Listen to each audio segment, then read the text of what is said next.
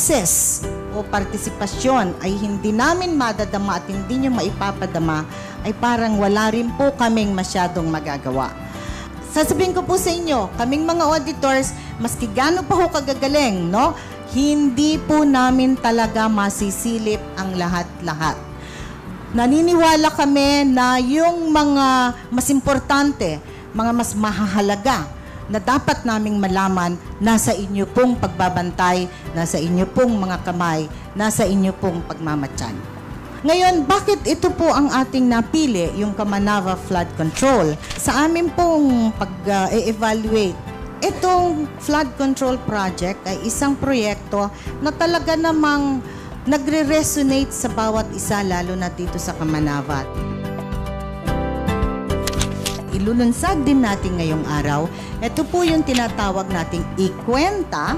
Ito ay isang website na kung saan ang mga mamamayan ay pwede pong dumiretso sa website na yan at iparating sa amin kung ano man po ang gusto nyong iparating tungkol sa mga proyekto, tungkol sa inyong mga namumuno, tungkol sa mga sarili naming auditor, maski ano po, pwede nyo pong ilagay yan nang sa ganon mapagtulungan natin na tugunan at i-resolve sa abot po ng ating makakaya.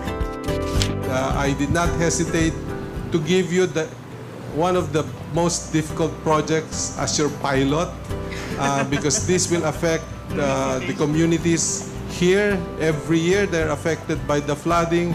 So we want to make sure that we did the right decisions in this project. So good afternoon to everyone and thank you for just continuing to support our initiatives to make sure that we have transparent and accountable officials in the department. Thank you.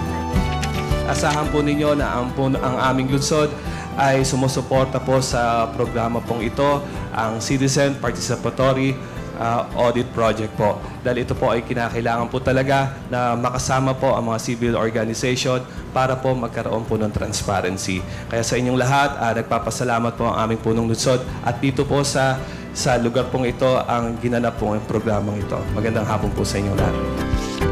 We're particularly pleased that this is the pilot project which has been chosen for this first participatory audit because disaster risk reduction is also a key pillar of our program here in the Philippines, and we know the critical importance of flood control to the people of the Philippines and particularly to Metro Manila.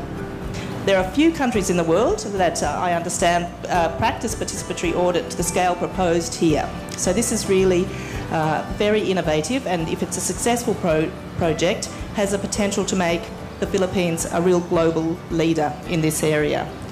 And we really look forward to hearing the outcomes of this first pilot project and how it can be used to really practically advance the social goals and objectives of the Philippine government and our support to you.